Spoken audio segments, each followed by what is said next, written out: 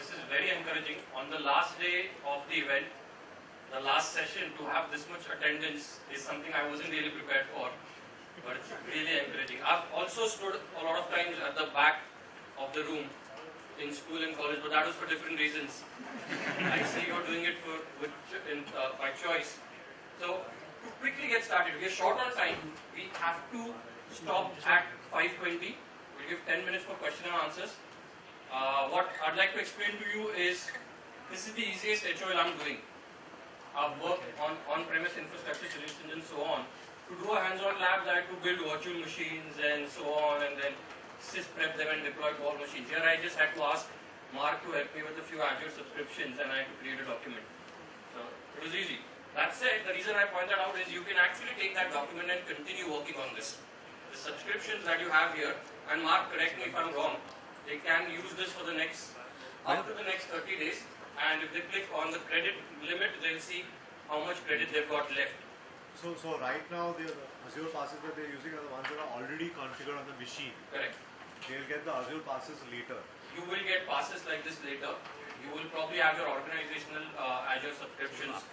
So nothing that we're doing here is destructive. If you're doing any testing in another Azure subscription, nothing that we do now will be broken. You can follow the lab document. I've broken into two sections. Sections I would like you to do today, and sections you can continue doing later. For example, the easy but the more cooler bits like changing the branding and changing this logo that you see at sign on and so on. So that you can do later. We'll start by doing Active Directory. Yes, the username is on your laptop. That is the username at or outlook.com, and the password for everyone is CONF2015, C uppercase. You'll see it right here. If not, correct.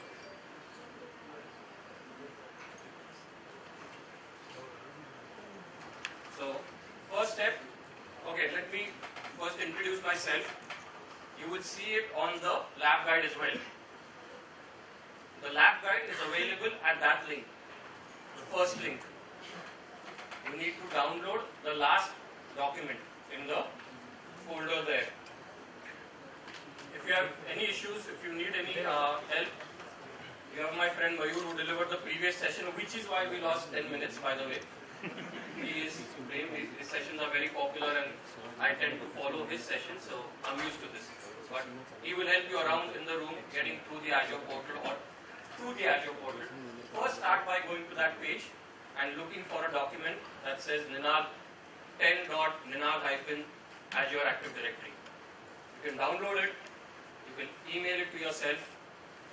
First thing about working with a tool like Windows Azure, a platform like Windows Azure, it requires login. And there's a good chance that with your units, with your laptops, your desktops, you're already signed into a lot of Outlook.coms, Live.coms, MSN.coms, Hotmail.coms. So I always start a new Internet Explorer session in private mode. That way I can have multiple users log in and do multiple scenarios. So my plan was to walk you through a few steps and then let you do some. We will do it parallelly. Okay. So to answer your question, to get back, that's the link, that is the password. The username to log into Azure is on your laptop. There's a yellow sticker. That's the username you need to add at outlook.com to it. So let's quickly get on the Azure portal. And the mic, yes, sorry. So, any questions till now? I know I'm really doing this fast. It's not opening. Mayur is getting to you. The OneDrive is opening, and make sure that this is case sensitive. Just make sure you have typed it correctly. It is case sensitive. The OneDrive. Yes, the OneDrive. The link, OneDrive link. The OneDrive is case sensitive. Make sure you have also typed it because it's all uppercase. So you think mine has to be lowercase? Check what is it. No, it's correct. That's my work. No, it has to be lower. So make sure that this is the correct URL that you The have. last K is lowercase as it is there. Which document do we need? The last document 10.ninal-Azure Active Directory.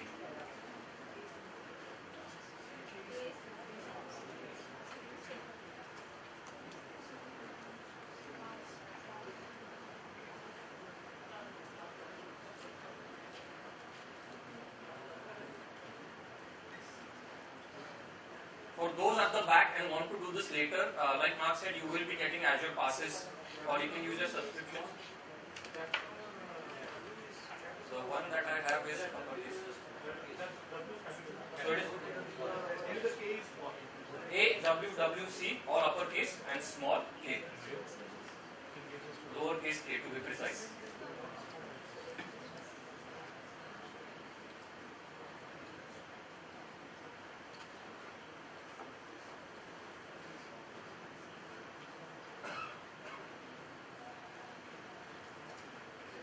So while we do that, just to show off hands, how many of you are familiar or slightly familiar with Azure or Azure Active Directory? Okay. How many of you are developers? Okay, so do not ask me difficult questions. I am not a developer. The furthest I get is to search up a PowerShell script and then write my name at the top. So, but yes, if you have any questions about using Azure Active Directory to develop apps, some of you attended the previous session, here is your man, Mayur Tendulkar, he is MVP. So, are we able to move on? Are we able to get onto the portal and the, yeah? Okay. So, the document has my contact information as well. It doesn't have my email address, which I realized. So if you need my email address, it's my first name at Microsoft.com. If you have any questions, if you need any content, if you have any ideas that I can steal from you, Ninad at Microsoft.com.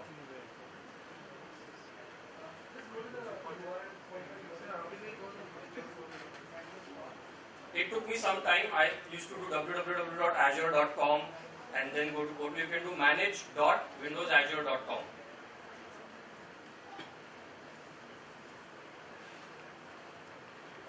So while we are getting there, I just want to explain something to you which you may not be familiar with.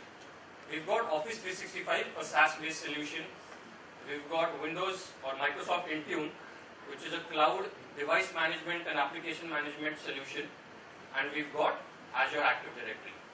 These three together make the Enterprise Mobility Suite, which we are not discussing right now. If you have any questions, I am willing to wait back and discuss that with you. But the Enterprise Mobility Suite works as one unit because of the Azure Active Directory. In Azure, you take Azure Active Directory as a service. You can add users, you can delete users, you can sync them from on-premise Active Directory.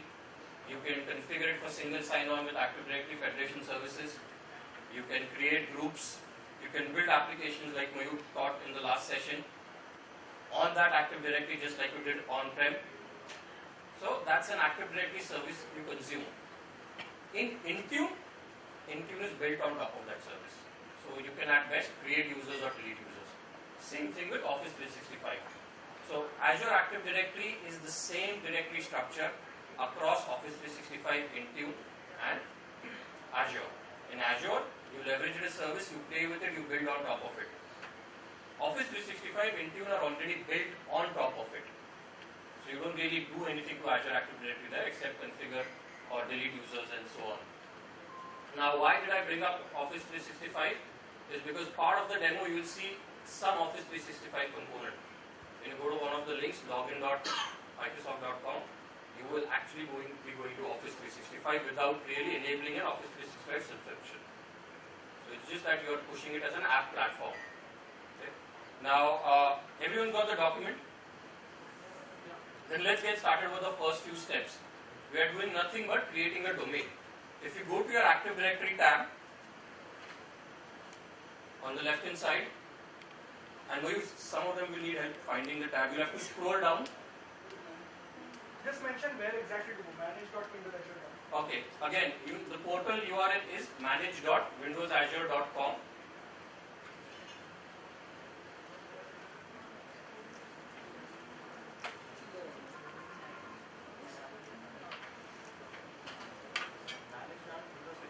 Correct.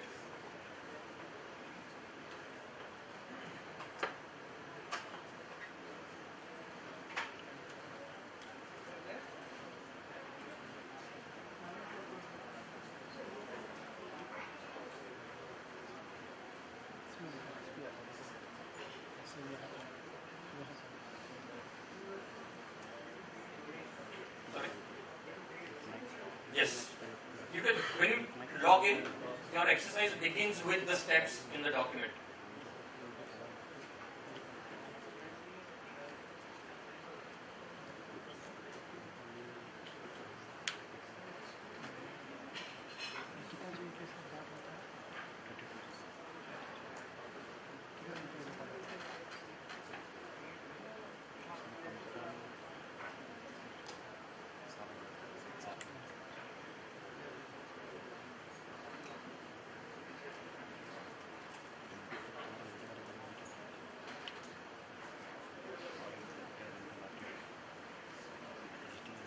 So those are interested, when you configure single sign-on, like I have done for one of my environments, ADFS. So I have an on-premise Active Directory where this user Ninad sits. What it should do is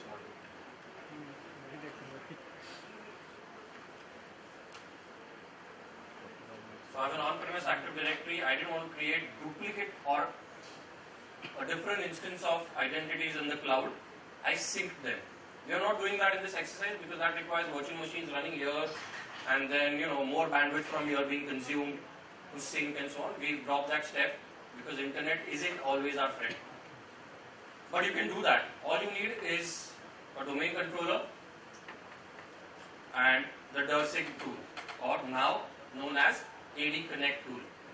And if you're interested, let me know. I have the exact same lab guide with those steps as well. Perform the steps to sync on-prem identities to the cloud. Now when you sync on-prem identities to the cloud and you're logging into the cloud, you have two options where the cloud authenticates on behalf of the on-prem identities, or the authentication request flows down to the on-premise. And that's where we use Active Directory Federation services. So I'm going to an environment where I have that configured. Notice what happens in the address bar. So it's saying we are taking you to your organization sign-in page. This is not the experience you are getting. I'm getting this. And if you look at the URL, those who are familiar with Active Directory Federation services, it has redirected me there. And this is my custom branding. So you can also do that, not part of this exercise. You can do the branding at the end of this exercise to configure ADFS and the whole setup. Feel free to reach out to me if that interests you.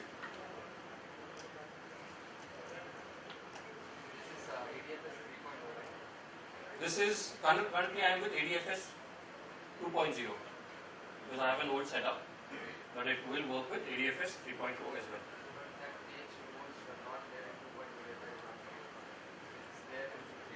The branding page? The branding page is handled by Azure Active Directory, not really by ADFS.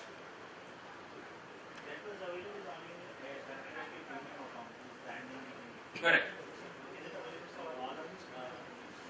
No, it is available only for premium accounts, which you will be able to enable.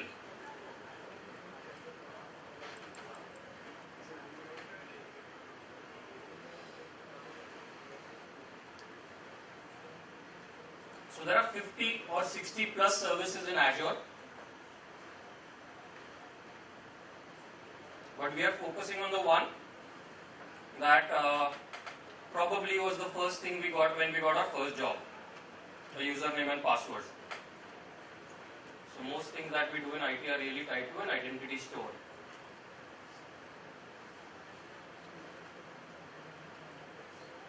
So this is a domain that I have created, and like he pointed out, you need to enable Active Directory Premium. When you create your own domain as part of the first exercise, just take a quick look here, I won't take too long here.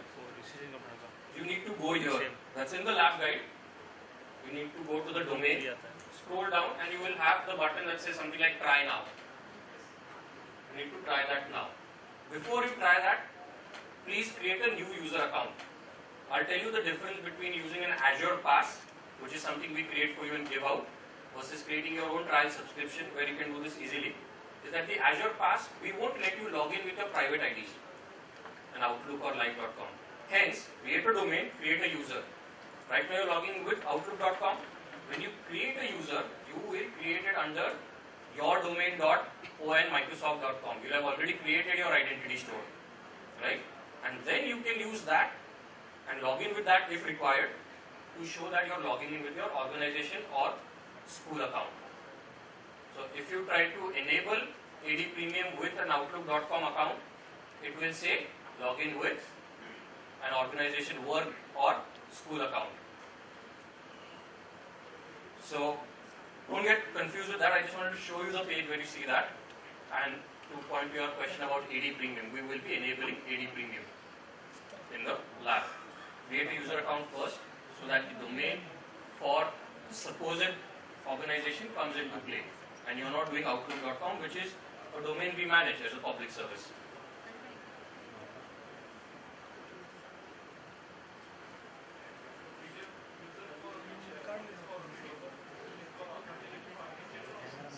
So you can, the first user account we'll create will be a global administrator. You had a question? Yeah, please go ahead. But if you follow the lab guide, it will ask you to create a user account first. I would prefer that. So when you have enabled it, yes. Okay. Do not enable multi-factor authentication for now. If you add multi-factor authentication, you will have some setup like this in your configure page. The second last tab, configure. But we'll get there. We'll get there in exercise 5.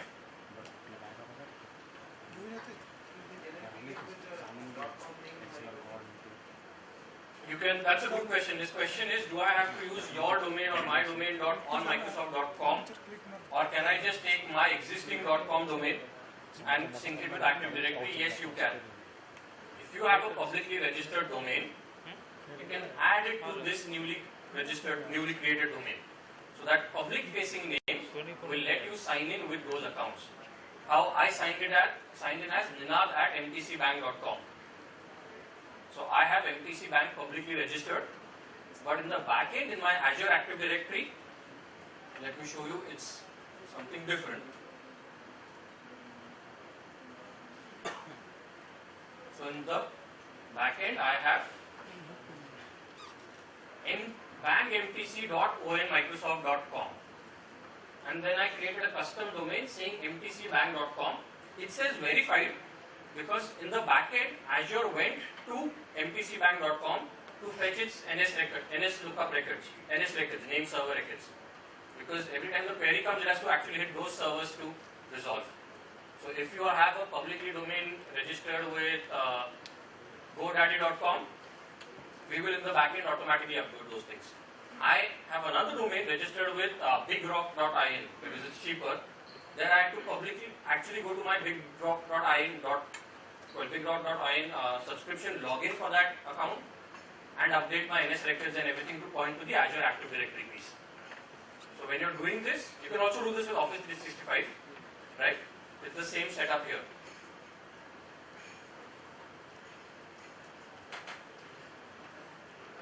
Yes. What's the difference between managing a domain using Office 365 and Good point. With Office 365, you really get a domain for Office 365 the service. Can you build an application to work on that? No. Can you tie it to a virtual network? No. Can you sync it with an on-prem Active Directory? No. So it's really being consumed by Office 365. So it's a SaaS-based solution. The service we provide is those apps. Just for your information, that SaaS apps actually are built on that Azure Active Directory. still you can't do a sync with I think so. SSO and ADFS. So when you do SSO, you're not syncing. You are doing ADFS, which means the request for login to Office 365 is going to your on-premise Active Directory. But your identities are not being synced there. So you can use DirSync and you could use Ping to sync tools. I think so, I'm not sure about that, but you don't take Active Directory on Office 365. You take Office 365. On the Office 365 subscription, if you go click on manage user website, it sends you to Azure website. Correct. And it says don't have subscription to.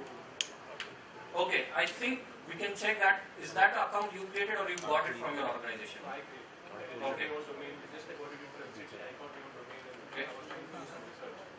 And that domain you tied to your, First I told you the Office 365. okay, And then I was manage users, it told me to go get a subscription in Azure. correct. And I got a trial subscription in Azure and then I was able to manage users. So you had to pull in Azure Active Directory for that extra piece. So like I said, you can control the Office 365 apps and their access. At the back end is Azure Active Directory. You can't go to Office 365 for Azure Active Directory. The Azure Active Directory is a service to be consumed. You have to come to Azure. Well, in what cases do we actually use ADFS and what cases do we actually use? So you use ADFS when you want to use an application which does not originally authenticate to a on-premise or any other Active Directory. So use federation services where tokens are used to authenticate on behalf of and so on. And when you use AD, you're actually AD Premium or Azure Active Directory, you're actually syncing those identities. They stay there. So that Active Directory can actually authenticate that user which originated from the on-premise Active Directory. Let me show you what I mean. If I go to my users, you will notice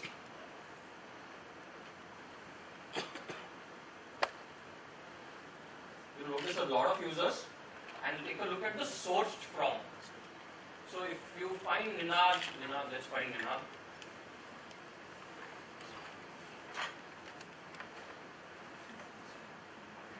Okay. My identity, the user account that I used to sign into this was not originally created in Azure Active Directory. It was created on a domain controller. I used DirSync, or now we call it AD Connect, to sync the identity here. There can be a write back. There can also be a write back, but I don't create users here and sync them, force them downwards. Because when I create users here, they are tied to this domain. I don't force it on that domain controller. I can take users from here and write them here. Password, properties, and I'll also show some other places where I change phone number and those things. Yes. I have an organization. They want to split right. Okay. They have a mix of on-premise as well as 60% and users in it. So now what happens to those users who want to split and they want to have a new domain and everything? So Okay. is it possible to migrate those users from the existing to the new organization? Short answer, yeah, that's the word I was avoiding seamlessly. Short answer, it is possible, but I'll have a lot of follow-up questions up to exactly what is being split. So we'll take this question either at the end or we'll do a discussion in depth later, just for the interest of the flow of the session. But I see your question where it is going, so we'll discuss that. So if you notice, I've got local Active Directory, Microsoft account, and Windows Azure Active Directory. So these are the type of identities are now living in my Active Directory. And just to check how far have you reached in your lab, everyone's logged in and is able to start at least creating a new domain, add custom domain. Okay. No, you don't have to add a custom domain. If you have to add a custom domain, you will need a publicly registered DNS. Custom domain I am not able to edit. Okay. I don't have a public domain. Having a public domain, but I don't have a control panel where I can. Okay. So you will need that because otherwise, unless it's GoDaddy.com, you'll still need to authorize this change. In this case, I can just leave it like this. You can leave it like this. If you're interested in doing it later, I will show you how you can do it afterwards. So only just Yeah. Correct. Correct. Okay. So one more thing, I chose not to do a PowerPoint presentation because everything I've learned about Azure Active Directory is from the portal. Everything that you need to know, there's a question mark right next to the option in most cases, and there's a learn more button. So that's how I did. That's why I stayed away from a PowerPoint presentation because this is a nice canvas to paint the story on. Everything is already there. So this is a nice setup that I have a local account synced from an on-premise environment. I have public accounts like Outlook and Live to allow them signing into the subscription and make them members of the domain. And I can also create accounts in Azure Active Directory.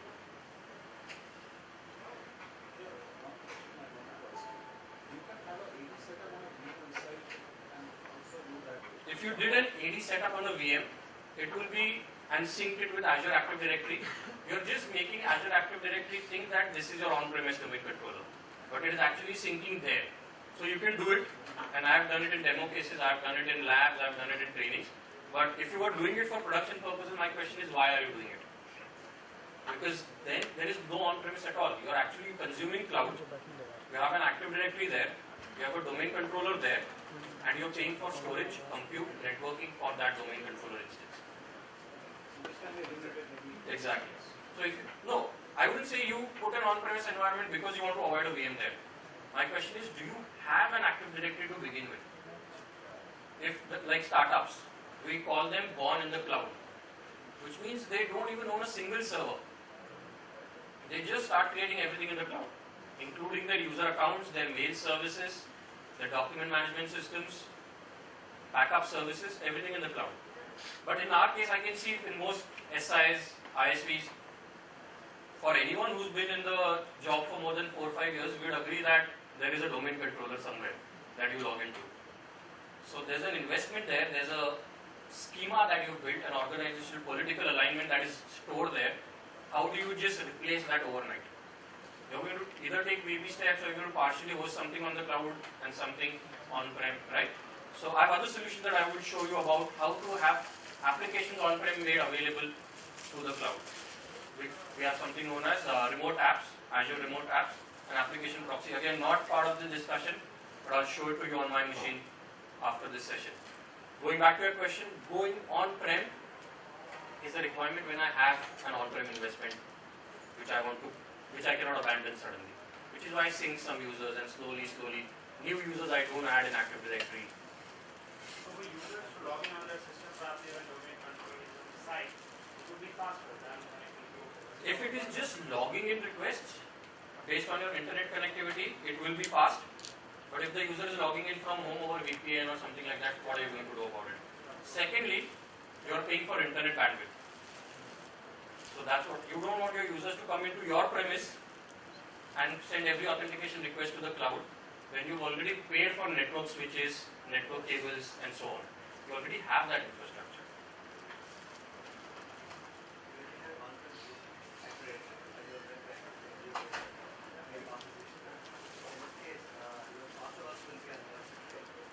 You have the choice of syncing password hashes or you just sync identity. Sorry? Okay, good question.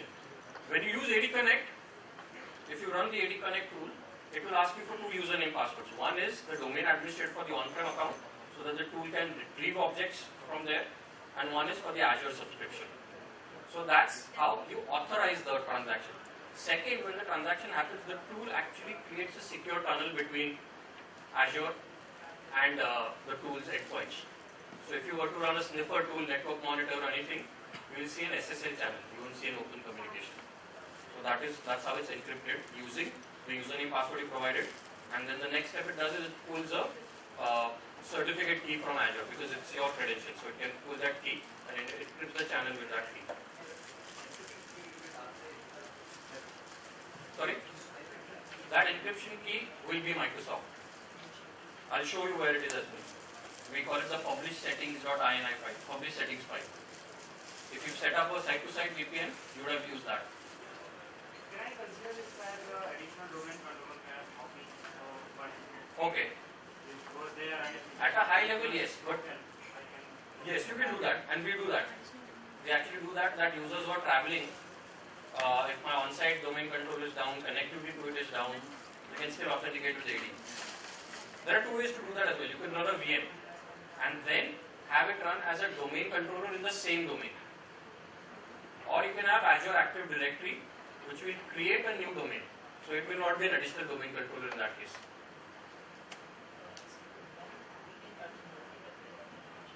You can use multi-factor authentication when you're publishing apps, when you're letting users log in. Multi-factor authentication is using something that you have and something that you know, maybe a cell phone. So you can use it when you publish apps. For example, in this exercise, we'll be publishing apps to a portal, but we want to make sure users are only able to access that app if they enter username, password, and they get a phone call on which they authenticate with the key. So we have that in the lab as well. multi-factor, not just two, because you can do username, password, phone number, text, email, you can set a combination. Okay.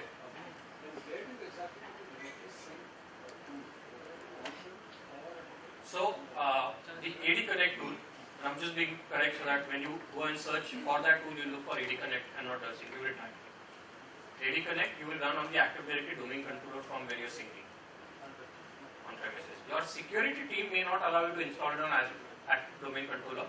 So you can install it on any computer on your machine, on your environment which connects to the internet and can query the domain controller. Any member server, any member client machine as well. Yes. Think about this as like retrieving objects from the domain controller. Any application that retrieves all objects from the domain controller needs domain admin rights. Or you can actually, for this specific purpose, you can create a specific admin or a delegated admin. But the delegated admin will have almost full permission because this is like an enterprise schema that we are reading and then syncing.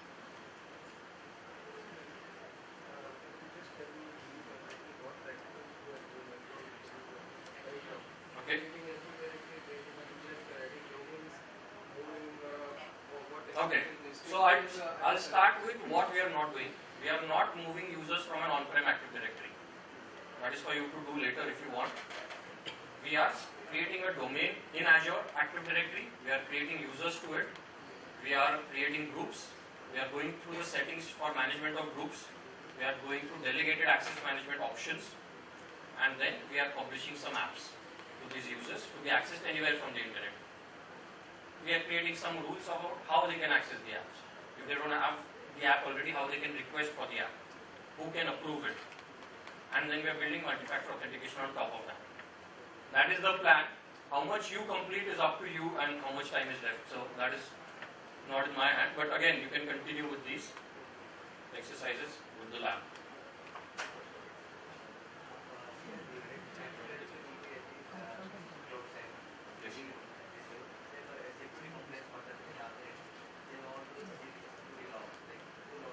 Audit logs. Okay. I promised to show you, but I actually now want everyone to do the labs. I have it right here, but because we are going through the cycle, you are falling behind on the labs. I'll let you start the labs and I will show you all the security reports.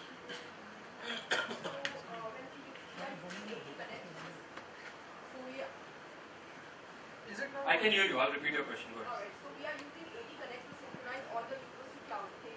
And we have an option to synchronize password. Yes. So why we use ADFS then? So actually authentication is done by AD Connect with the password sync. If you do password sync, If if you password sync, yes. upload password hashes, Alright. correct? But then why are we using ADFS? Actually it's doing the same thing, it's authenticating. And if we have AD Connect with password, it is also authenticating. If you have AD Connect with password, you need not use ADFS. Alright, so it's both, we can go either. Yeah.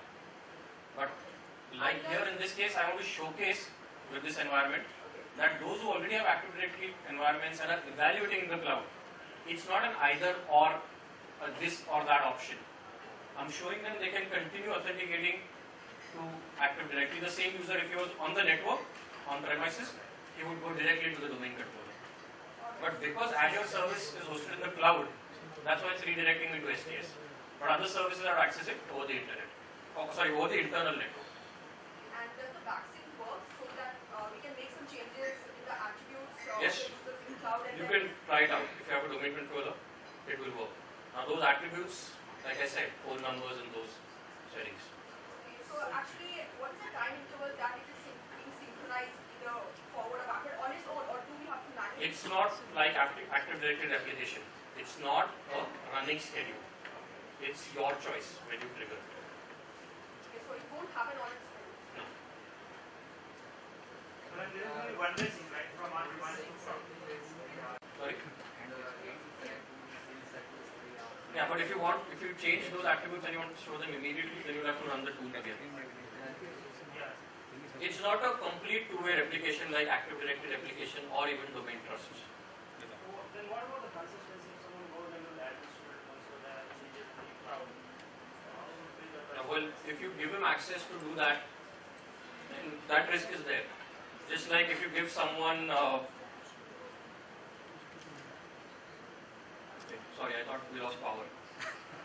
If you give someone the password to your bank account, it is the same thing, really. When you give him admin access on this portal, now on this portal as well, there are multiple rules. A service administrator, billing administrator, so on. Within that, in this Active Directory also, you have rules. Which is authoritative, right? You can actually disable update from here to on-premise. Yeah. But the guy somebody changes, so we don't want one. Well, in case someone changes, if you have enabled that write back, it's because you want them to write back. So it's in the tool you have the option, you have a checkbox, right? You have a checkbox for write. That's not the word, I use the write back word. I know where you're coming from, authoritative, non-authoritative is when we do it between two domain controllers, replication. That's why I want to correct, I don't want it to be compared directly to that. It's not the same solution, it's not the same set of code. Like our on-prem Active Directory, can we manage computer accounts from this AD? We cannot, okay. So we don't do domain joins here. Okay. As of now, we can't do domain joins here. The reason for that is this is a cloud service and we're looking at a mobility solution. When we say mobility, the devices that we look at are not domain join capable. My Windows phone, my Android phone does not join to a domain. But I use Intune to enroll them. And those devices get registered here. And then I manage them with different set of policies. Just like I have group policies on-prem. But with Windows 10, you will have Intune based or cloud services based domain join. You may have, let me correct that, you may have. We are still checking that's a feasible security solution. So sir, if the devices are registered in their Active Directory, so there is option in Windows Phone or Workplace account. So that is similar kind of. No, this is, you can use Workplace in conjunction to these mobility solutions, but it's not the same or it's not the overlap either. But I'll not go deeper into Workplace right now. For just the sake of not everyone is aware of Workplace, we'll discuss it again later if you want.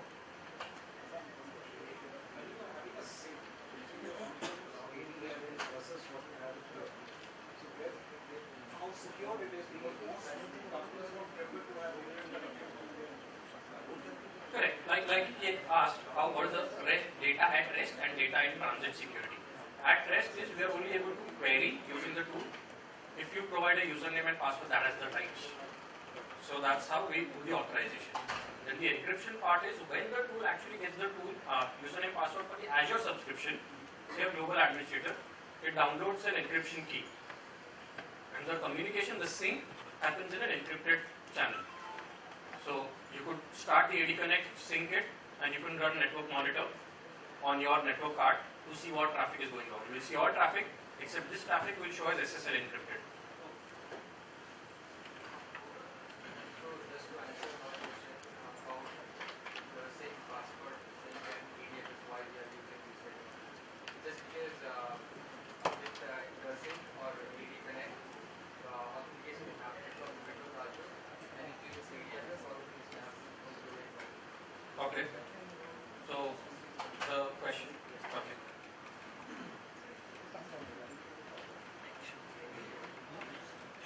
Okay. So I would say that now start your labs or continue with your labs.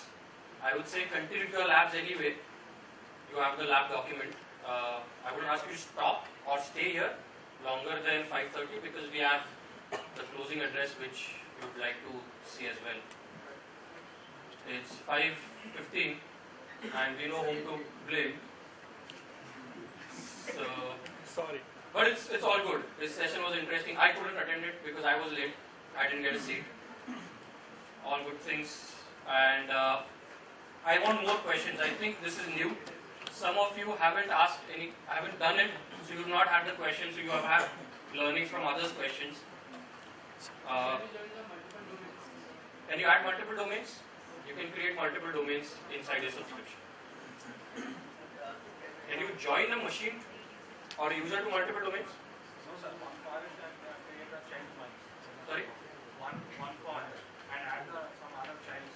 No, we don't have the concept of child domains yet in Azure Active Directory. Only one have to In the hierarchy, there is one. we have additional Yes, you can add additional domains or domain controllers. domain. You have no control over the domain controllers. Here, there is no concept of domain controllers. You add domain controllers for redundancy, reachability. We are taking care of that as a cloud service. You need not care about load or so on. You can add as many users as supported. We will handle it in the backend.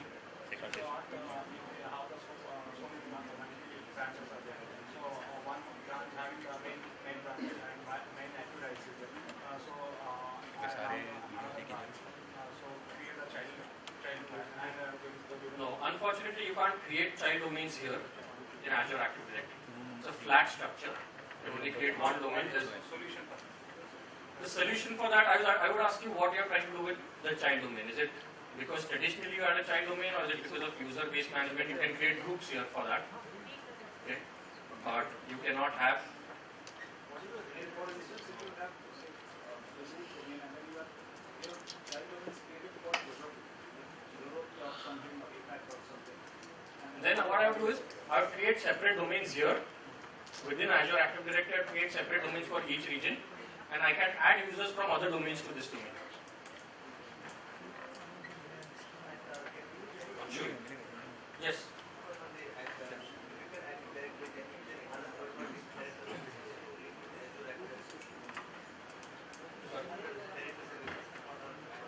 Yes, you can connect not the Active Directory itself. You can use Azure to authenticate to third party. No, I wouldn't say directory services. I would say identity services. For example, Facebook, Gmail, Google, and so on. Having said that, we are not endorsing them as identity providers. There is a common standard of authentication APIs that they extend, based on which you can add those authentication providers here. But they are outside our SLA and they are outside our control.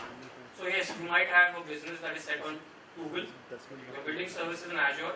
Now you don't want to go and tell your users new username and password. You can just do a single sign-on by adding that identity provider. They can continue using those Gmail accounts to log in.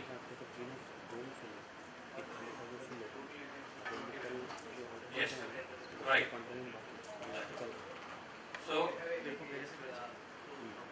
they've exposed APIs. There's a back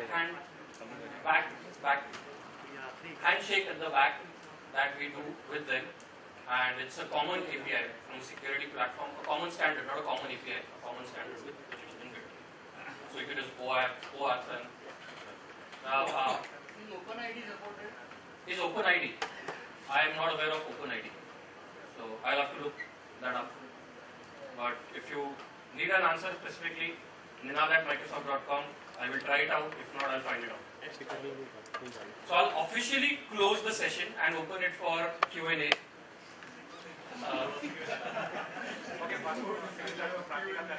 And my job description says that I should say this. Feedback is important for us. Whatever you felt, whatever you experienced, what has been good, what hasn't worked, what you would like to see, what you would like to see more of, what you like and you don't want it to go away next time, let us know. Please fill the feedback. To fill the feedback, at the bottom of your document is दर्शन को ढूंढ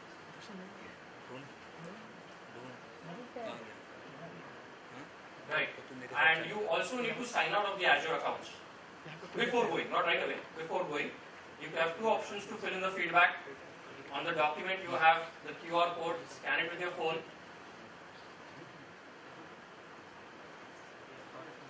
And you have the app, the phone app. If you haven't downloaded it, you can look it up. Azure for sure is the app. And you can pick the session and you can add feedback and we can continue with the questions. Once I created the directory, you're not able to remove so the subscription or Active Directory domain or AD Premium license. Okay, I'll show you. And you can, to answer your question, it can be deleted. There's a remove button. It's not updating or it's not doing anything or it's giving an error. Okay, then we'll either wait on it, that might fix it. If not, I'll sit down with you and check that. Sir, there is one more tab to register the So those devices you don't register in Azure Active Directory.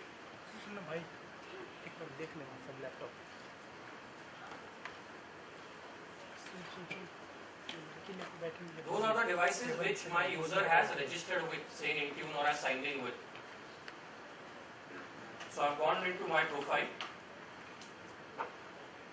and you'll see devices and applications from where this user has signed in. So this is not a domain joined device. So I've got a Windows 8. Sorry. Okay, I'll just come there. But just for information, if you notice, it tells me exactly where I've signed in from.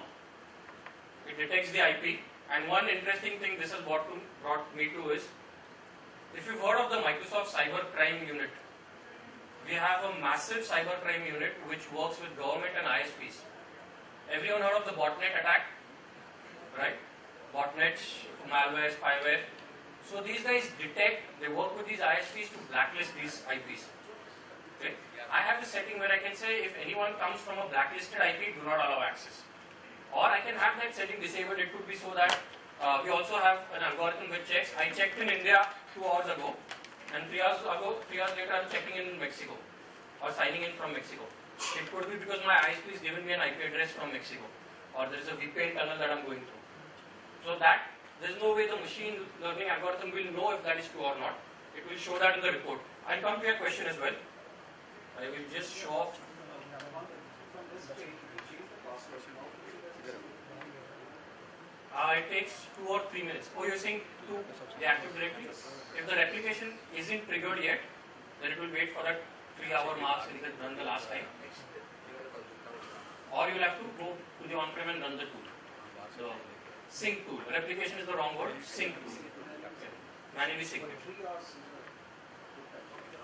Within 3 hours. Because let's assume you sync it now and then you immediately change the password.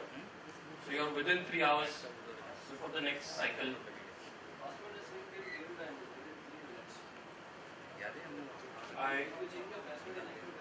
Okay. Okay, so that's information from me as well. So I want to show you some reports. So now the reason I brought that cybercrime unit was all that feeds into this. I have these reports that tell me may indicate a sign-in without being traced if someone is masking sign-in attempts. My organization might have a policy that people should show their device thumbprint, their IP addresses and everything. So I can check in this report.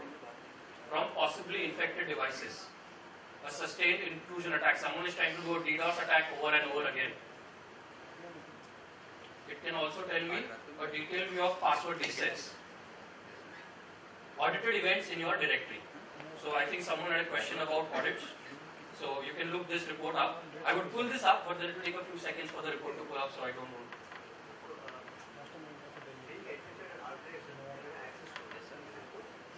No, not necessarily just the administrator of the organization.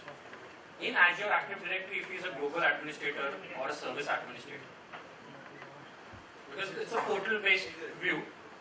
So, just like if you're administrator in Active Directory, but the SQL server doesn't recognize you, you won't be able to see SSRS reports. So we'll continue with questions, but I have some goodies. I don't know which one you will like. I'll try and be fair based on the questions asked. So the questions and answers.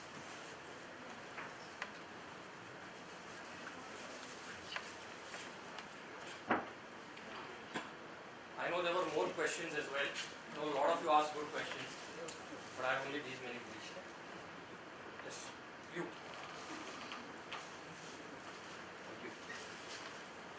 Maybe I'll see you next time. So, just to give you time to get back to, yes, Sukhpreet is telling me, bus ho gaya. So, just so that you can get back and get a seat in the closing note, we'll call it a day. But I'm right here if you have any questions. I said some of you have made promises, so we can try and live up to those now. Thank you so much, everyone, and big thank you to the staff there, Sukhpreet and Mayur, for helping out.